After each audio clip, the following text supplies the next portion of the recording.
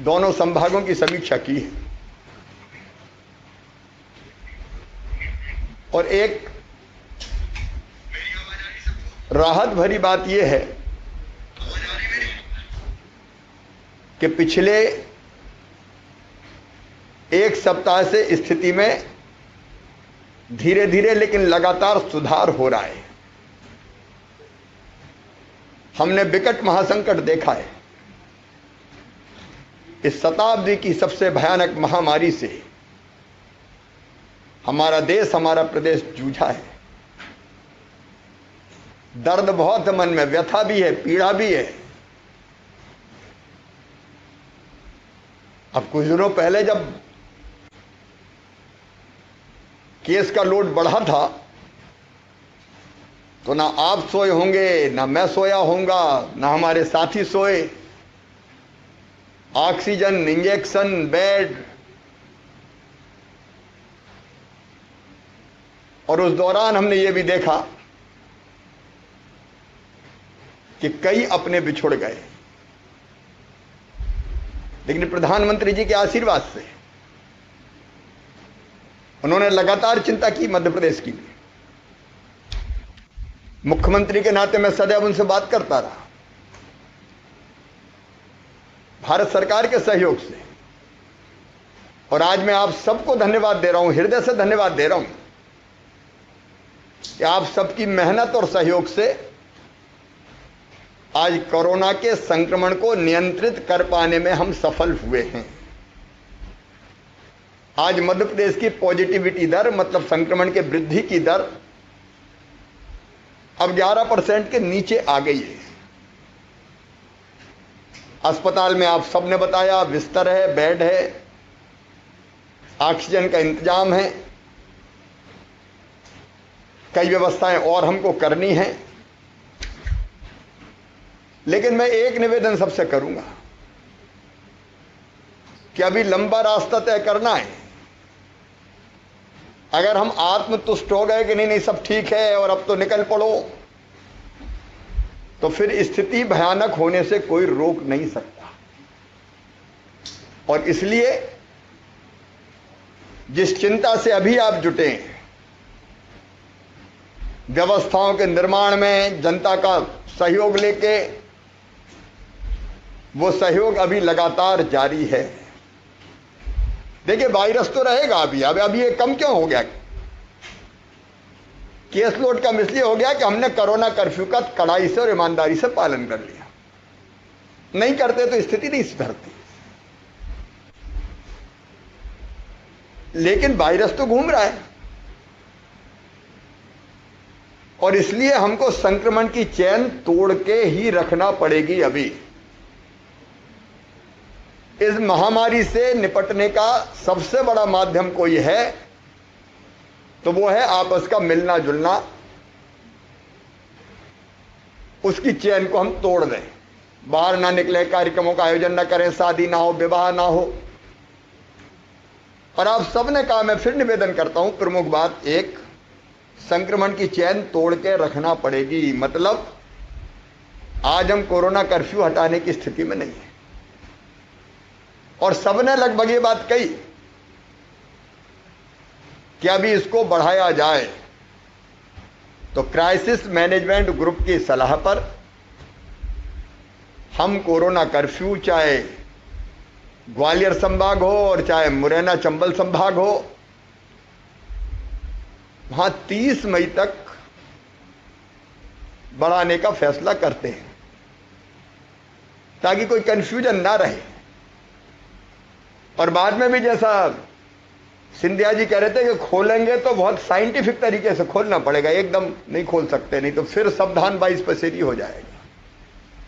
तो नंबर 1, संक्रमण की चैन तोड़ के रखना है, मतलब अभी कोरोना कर्फ्यू जारी रहेगा। नंबर 2, मैं सबसे निवेदन करना चाहता हूं, विशेषकर गांव के और वार्ड के क्राइसिस मैनेजमेंट ग्रुप से, किल कोरोना अभियान चल रहा है। ये किल कोरोना अभियान कोरोना की जड़ों पे प्रहार है हमारा।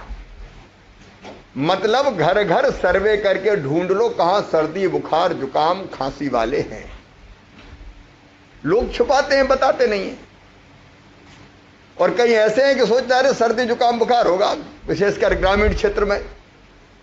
कौन बताए, वहीं अगल बगल में कोई डॉक्टर है, उसको दिखा दिखू लो। ऐसे में बहुत बड़ा नुकसान सा है हमने, कई लोगों ने बताया नहीं, और जब वो ऑक्सीजन का सैचुरेशन कम हो गया तो घबरा के आए, तब तक फेफड़े पूरे ही खराब हो गए। वायरस ने फेफड़े खराब कर दिए, और फिर ऑक्सीजन लगेगी कि वेंटिलेटर लगेगा। कितना कष्ट सहा है हमारे लोगों ने, हमारी जनता ने, हमारे अपनों ने। और इसलिए यह सूत्र है कि सर्दी जुकाम बुखार खांसी तत्काल अपन पहचान में, जिला crisis management group, block crisis management group और पंचायत क्राइसिस मैनेजमेंट ग्रुप, तो ये अपनी अपनी ड्यूटी निभाओ। मैंने 3 दिन पहले बहुत विस्तार से संबोधित करते हुए कहा था, आज मैं गांव की बात कर रहा हूं, जिला और ब्लॉक उस पर ध्यान दे। कोई घर शेष ना रहे कि जहां हमारी टीम ना पहुंचे। और टीम का मतलब सरकारी टीम अकेली नहीं, सरकारी टीम के साथ साथ हमारे कार्यकर्ताओं की टीम जानी चाहिए। क्योंकि केवल आंगनबाड़ी कार्यकर्ता, रोजगार सहायक, आशा कार्यकर्ता जाएंगे तो कई लोग दरवाजे ही नहीं खोलते, बताते ही नहीं है। लेकिन हमारे जिम्मेदार कार्यकर्ताओं की टीम जाएगी तो हम समझा पाएंगे उनको। तो दूसरा काम आपको करना है, शहर में, वार्ड में जहां कोविड सहायता केंद्र खुले, वहां अगर सर्दी जुकाम बुखार है तो शहरों में गाड़ियां घूमे और ये अनाउंस करे, प्रचार करे। जागरण रथ कई जगह आप लोगों ने बताए बने हुए कि भैया सर्दी जुकाम बुखार खांसी है तो चलो कोविड केयर सेंटर में, तत्काल जांच कराओ, दवाई का किट लो और टेस्ट करवाओ। ये बहुत जरूरी है दोनों जगह। तो दूसरा काम आपको ये करना कि हर घर टच हो जाए, हमारे कार्यकर्ता निकल जाए शहर में, वार्ड में और गांव में, पंचायत में, घर घर। और बिल्कुल चिंता मत करना। देखो एक बात मैं कहता हूं, यहां जो टीम बैठी हम में से सबको कोरोना हो गया, मुझे भी हो गया, श्रीमान सिंधिया जी को भी हो गया, विश्वास सारंग बैठे इनको भी हो गया, फिर तुमने हुआ कि नहीं? तुम बचे हो अभी। अगर हमने समय पे पहचान लिया और इलाज कर दिया तो ये गले के नीचे जाते नहीं, यहीं खत्म कर देते हैं इसको। शुरू में दवाई ले लें बस। तो ये लोगों को समझाने की जरूरत है, भैया दवाई लो, दवाई फ्री में दे रही है सरकार, क्या दिक्कत है? तो ये किल कोरोना अभियान को सफल बनाना है, कोई घर ना छूटे। आत्मीयता के भाव से कह दो भैया सर्दी जुकाम बुखार खांसी बताओ, तुरंत दवाई लो, इलाज शुरू। टेस्ट होंगे, पॉजिटिव आएगा, नेगेटिव आएगा, जो जो परिणाम, टेस्ट खूब करना है, कोई दिक्कत नहीं है। सारे कलेक्टर्स को, प्रभारी मंत्रियों को और सारे जनप्रतिनिधियों को कह रहे हैं, निकलेगा, निकलेंगे। छुपा हुआ अगर कोई रह गया तो वो तो कई को संक्रमित कर देगा। और अगर लक्षण ज्यादा, होम आइसोलेशन अपन ने देखा, होम आइसोलेशन में ठीक हो रहे लोग, वहां आपको पता दवाइयां मिल रही है, डॉक्टर फोन करके पूछते हैं, योग से निरोग अभियान चल रहा है। अपने मध्य प्रदेश की होम आइसोलेशन की व्यवस्था बहुत परफेक्ट है और किल कोरोना अभियान भी अद्भुत है। अगर घर में जगह नहीं हो तो भैया क्वारंटाइन सेंटर बने कई जगह। सब ध्यान देंगे, हमारे विधायक, सांसद, हमारे मंत्री, क्राइसिस मैनेजमेंट ग्रुप के गांव के पंचायत भवन में या स्कूल भवन में उनकी व्यवस्था करेंगे, चाय, नाश्ता, भोजन, बिस्तर, दवाई। और अगर लगता है तो कोविड केयर सेंटर मैंने देखे 25% भी नहीं भरे, अभी खाली है। जहां व्यवस्था और ठीक करने की जरूरत है ठीक करो, अभी जारी रखो उनको। तो हम ले जाके उनसे कहेंगे भाई चलो, वहां डॉक्टर भी देख लेगा, दवाई भी मिलेगी, देख रेख भी होगी, और जरूरत पड़ेगी तो अस्पताल ले चलेंगे फिर। तो ये आपकी ड्यूटी मैं नहीं कर सकता भोपाल से। तो दवाई मिल जाए, home isolation, Covid care centre. और एक बात और इसके साथ आप ध्यान रखें, हमने तय किया है कि इलाज निःशुल्क करेंगे। एकदम बड़े लोग छोड़ दें हम, जिनके पास धन है, लेकिन अपन जानते हैं कि कितने परिवारों की हालत आर्थिक खराब हो गई।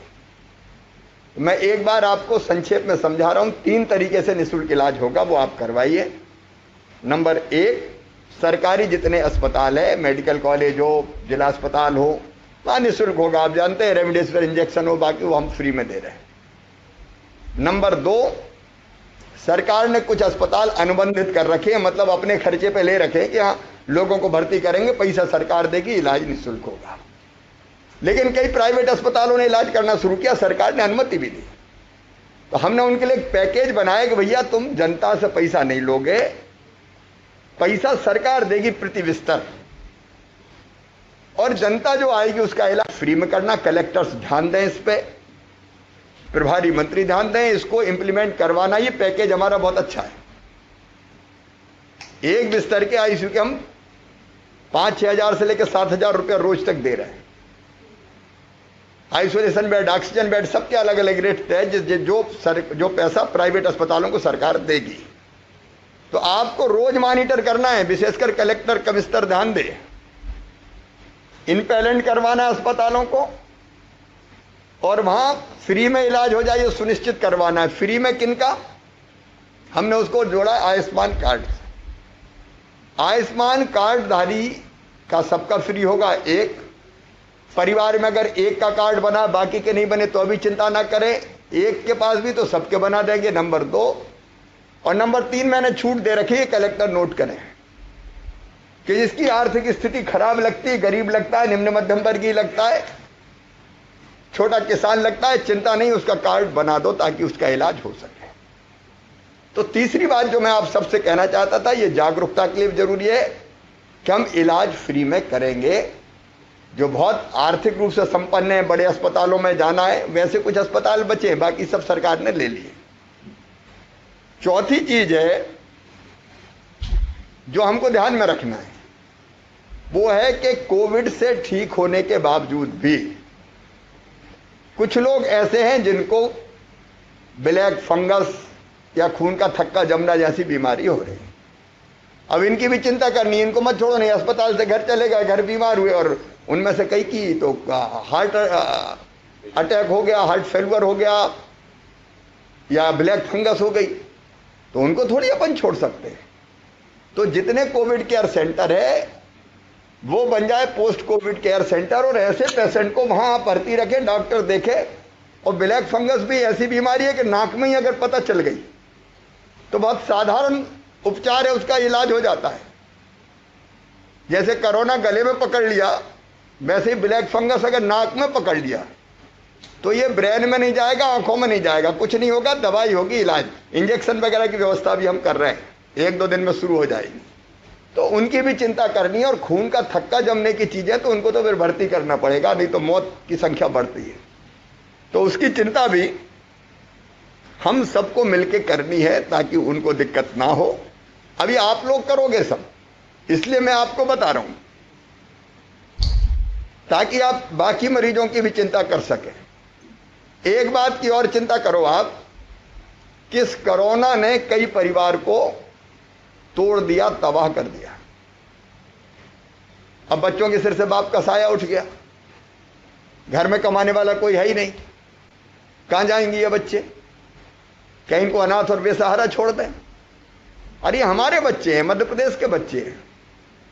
इसलिए आप सूची बनाओ कि अगर ऐसा परिवार है कि पिताजी चले गए, माताजी के पास कोई साधन नहीं है रोजी रोटी का, तो हमने तय किया या माता पिता दोनों चले गए, ऐसे बच्चों को 5,000 रुपया पेंशन दी जाएगी, निःशुल्क राशन दिया जाएगा, पढ़ाई की व्यवस्था की जाएगी। और अगर ऐसा है कि कोई सदस्य इस तरह के कोई काम धंधा कर सके तो बिना ब्याज का सरकार की गारंटी पर लोन भी दिया जाएगा ताकि काम धंधा खड़ा कर सके। अब ये भी आपको ढूंढना है। अगर आपको लगता है कि आपके क्षेत्र में, आपके गांव में, आपके वार्ड में ऐसे बच्चे हैं तो उनकी सूची बनवाइए। कलेक्टर्स की जिम्मेदारी अभी इकट्ठा करना शुरू करें। एक किस्त तो मैं तुरंत ही दे दूंगा, क्योंकि ऐसे बच्चे बेचारे एक तो मानसिक त्रास भुगत रहे, माता पिता चले गए, और दूसरे अब कहां जाएंगे, आर्थिक कष्ट भुगतेंगे। तो उसकी भी चिंता आप करें, ये मेरा आपसे निवेदन है। एक महत्वपूर्ण बात है कि अगली लहर की बात सुन रहे हैं, अब कितनी आएगी अपने व्यवहार पर निर्भर है। हमने कोरोना के संक्रमण को रोकने के अनुरूप व्यवहार किया तो ये ज्यादा नहीं फैलेगी। लेकिन हम फिर निकल पड़े वैसे ही शादी विवाह धूम धड़ाका मेला ठेला, तो ये फिर ऐसा कैसा हो जाएगा। तो हमको दोनों चीज, एक कोविड के अनुरूप व्यवहार करें जब भी हम खोलेंगे 30 मई के बाद, उसके बारे में विस्तार से फिर बताएंगे। तो वो व्यवहार कोविड के अनुरूप होना चाहिए जिससे ना फैले, और फिर हम तैयारी कर लें। आज लगभग हर एक जिले ने बताया कि हमारे यहाँ इस चीज की व्यवस्था कर दो। कोई ऑक्सीजन प्लांट की बात कर रहा है, कोई सिटी मशीन की बात कर रहा है, स्कैन की बात कर रहा है, कोई बिस्तर बढ़ाने की बात कर रहा है। आज ही हमने ग्वालियर में जो निर्माणाधीन अस्पताल है उसमें तेजी से काम पूरा करके 570 बिस्तर आप युद्ध स्तर पर काम करवाइए, मैं भोपाल कह दूंगा, ताकि हमारे उतने बिस्तर न तैयार हो सके, इस संकट से निपटने में काम आ सके। ग्वालियर सहित अशोकनगर, भिंड, दतिया, गुना, शिवपुरी, मुरैना, श्योपुर, भिंड, ये पूरे दोनों संभाग के हमारे जिलों हम ऑक्सीजन बेड भी बढ़ाएंगे, हम आईसीयू बेड भी बढ़ाएंगे। हर जिले का प्लान लगभग तैयार है हमारे पास। सब जिलों में आईसीयू बेड भी बढ़ाएंगे, ऑक्सीजन बेड भी बढ़ाएंगे। ऑक्सीजन का इंतजाम किया है, कुछ और सिलेंडर जैसी समस्या बताई है उसका भी समाधान करेंगे। और यहाँ मेडिकल कॉलेज में ब्लैक फंगस की बीमारी के लिए एक अलग वार्ड बना रहे हैं ताकि ऐसे रोगी परेशान ना हो। अभी ग्वालियर में बनेगा। तीसरी वेव की तैयारी में, क्योंकि ब्लैक फंगस का उपचार जरूरी है और तीसरी लहर में बच्चों पे ज्यादा असर हो सकता है, तो हमने ये भी कहा है कि मेडिकल कॉलेज में तो बच्चों के इलाज का अलग वार्ड बनेगा ही। जिलों में कैसे बन सकता है उसकी तैयारी के निर्देश दिए हैं, तो वो मैं भोपाल से ही आवश्यक गाइडलाइन आपको मिल जाए, इसकी चिंता हम करेंगे। उससे निपटने की अभी से तैयारी करनी है। अगर हम अभी शांत होकर बैठ गए तो कब भविष्य में दिक्कत दे जाए इसका कोई ठिकाना नहीं है। तो उसकी तैयारी भी करने में आप लोग मदद करें। एक क्राइसिस मैनेजमेंट ग्रुप से मेरा निवेदन है, कुछ चीजें की है जैसे राशन, अब 3 महीने का राशन अब फ्री में भेज रहे हैं, निःशुल्क भेज रहे हैं। उसके बाद 2 महीने का प्रधानमंत्री जी का राशन आएगा। तो ये राशन ठीक से मिल जाए भैया, और मिले तो दोनों चीजें, एक तो भीड़ लगा के नहीं मिले, नहीं तो रेला लगा दिया, लाइन लगी है तो पता चला करो नहीं हो गया। तो व्यवस्था क्राइसिस मैनेजमेंट ग्रुप ऐसी बना ले कि बिना भीड़ लगाए लोगों को शहर में और गांव में राशन मिल जाए, ये जरूरी है। उपार्जन का काम ठीक हो जाए। मैं अभी कह रहा हूं कि कुछ हिस्सों में वो जो तूफान आने वाला, ताताऊ क्या है वो, ऐसी कुछ नाम है, तेताऊ क्या नाम है उसका, ताउते। अब वो तूफान के असर से बारिश हो सकती है, इसलिए जो गेहूं पड़ा हुआ है खुले में, थोड़ी उसकी भी चिंता विंता कर लेना भाई, नहीं तो वो खराब हो जाएगा। और उपार्जन का काम हमको पूरा करना है, चैलेंज है। गजब हो गया। अभी नरेंद्र सिंह जी 1 करोड़ 25 लाख मीट्रिक टन तक तो जा ही रहा है, इससे 31 से आगे बढ़ेगा। हम सोच रहे थे इस बार शायद कुछ कम आए, लेकिन वो आते ही जा रहा है गेहूं, ज्यादा ही है। किसानों ने मेहनत खूब की है और इसलिए वो गेहूं खरीदना है। हम तो चना मसूर सरसों भी, लेकिन उनके रेट शायद अच्छे हैं तो वो उतना ज्यादा नहीं आ रहा। तो ये उपार्जन के काम भी जिला प्रशासन इस पे ढंग से ध्यान दे। एक बात जो आदरणीय नरेंद्र सिंह जी ने कही, सचेत और सजग रहने की, और जो व्यवस्थाएं बना रहे हैं अभी जिला प्रशासन चिंता करे, कमिश्नर कोऑर्डिनेट करे। ऑक्सीजन प्लांट तेजी से बन रहे हैं, लेकिन उनका रख रखाव मेंटेनेंस वो ठीक से चलते रहे, इसकी चिंता कौन करेगा। नहीं बन गया और पता चला कि जो परिणाम निकलना चाहिए निकल ही नहीं रहा। वेंटिलेटर आ गए और अगर लगाने वाले ही नहीं है तो फिर क्या मतलब है। तो अभी से ट्रेनिंग इसकी हम ढंग से करा ले। भोपाल से भी मैं गाइड करवाऊंगा, तो ये अपनी तीसरी लहर की तैयारी हो जाएगी। रोजी रोटी लोगों की चलती रहे, इसलिए हम लोगों ने निःशुल्क राशन के साथ साथ जो स्ट्रीट वेंडर है शहर के, छोटा छोटा काम धंधा करने वाले, उनके खाते में 1000 रुपये डाले थे। ग्रामीण स्ट्रीट वेंडर के खाते में भी 1000 रुपये अभी और डाले जाएंगे। जरूरत पड़ेगी तो हम पैसे और डालेंगे, ताकि संकट के समय गरीब आदमी को, जिसकी रोजी रोटी छोटी छोटी चलती है, उसको दिक्कत ना हो। यथासंभव मनरेगा की मजदूरी जहाँ जरूरत है वहाँ चालू रहे, लेकिन ये देखते हुए कि संक्रमित ना हो जाए, तो उस चीज की भी चिंता करेंगे। बैगा भारिया शहरिया बहनों के खाते में भी पैसा डालने का काम किया, किसानों के खाते में अभी प्रधानमंत्री जी ने, नरेंद्र सिंह तोमर जी ने अभी लगभग 19-20 हजार करोड़ रुपया डाले। उसके पहले मैंने मध्य प्रदेश सरकार की योजना के अंतर्गत 1500 करोड़ रुपया 2-2 हजार रुपये के रूप में प्रधानमंत्री जी के 2000 आ गए, यहाँ के 2000 आ गए, तो 4-4 हजार रुपये अभी खाते में डले हैं। तो जो जरूरत पड़ेगी अपन और व्यवस्था करते चले जाएंगे ताकि जनता को दिक्कत ना हो। अंत में मैं यही कहूंगा कि ग्वालियर चंबल संभाग में आप सबकी कर्तव्य निष्ठा के कारण, मेहनत के कारण, मिलकर काम करने के कारण संक्रमण को हमने काफी नियंत्रित किया है। कुछ जिलों में स्थिति बहुत अच्छी हो गई है, कुछ में अभी चिंता करने की आवश्यकता अपन को है, जो समय समय पर मैंने जब जिलों की बात कर रहे थे तब बताई। तो सावधानी ना हटे, कड़ाई बहुत जरूरी है। सावधानी हटी तो दुर्घटना घटी, ये कोरोना फिर घुस जाएगा कहीं। इसलिए सावधान रहते हुए, क्योंकि वो दुर्दिन हम नहीं देखना चाहते कि हम लोग दहल गए थे, सो ही नहीं पाए 5-5, 6-6 दिन। अब वो दुर्दिन अपन नहीं देख सकते, पहले से हम तैयार रहे ताकि संक्रमण ऐसा फैले नहीं, और उससे मुकाबले की पूरी तैयारी कर ले। मुझे पूरा विश्वास है आप सबके सहयोग से, गांव वासियों के सहयोग से। मैं गांव वालों को फिर एक बार कहता हूं, मेरे बहनों और भाइयों, सचेत रहना, शादी विवाह टाल दो, अभी जून में देखेंगे, निकलवा लेंगे मुहूर्त। और बिल्कुल छुपे ना सर्दी जुकाम बुखार, बस ये देख लेना, टेस्ट खूब करवाओ, कोई दिक्कत नहीं है, ताकि हम संक्रमण को भाई मार दें। और ये क्राइसिस मैनेजमेंट कमेटी अपन ने परमानेंट बना दी, अभी ये चलती रहेगी अभी 1-2 साल, जब तक कोरोना तब तक ये चिंता करेगी, क्योंकि बिना जनता के सहयोग की चिंता नहीं की जा सकती। मेरा फिर विश्वास है कि आप सबके सहयोग से मिलकर हम सब, ये पूरी टीम जो यहाँ मेरे साथ बैठी है, चाहे आदरणीय तोमर जी हों, सिंधिया जी हों, हमारी ये टीम जो बैठी है, और ये आप, हम सब मिलके कोरोना को समाप्त करेंगे। और सचमुच में मानवता जीतेगी, ग्वालियर चंबल संभाग जीतेगा, मध्य प्रदेश जीतेगा। बहुत बहुत धन्यवाद।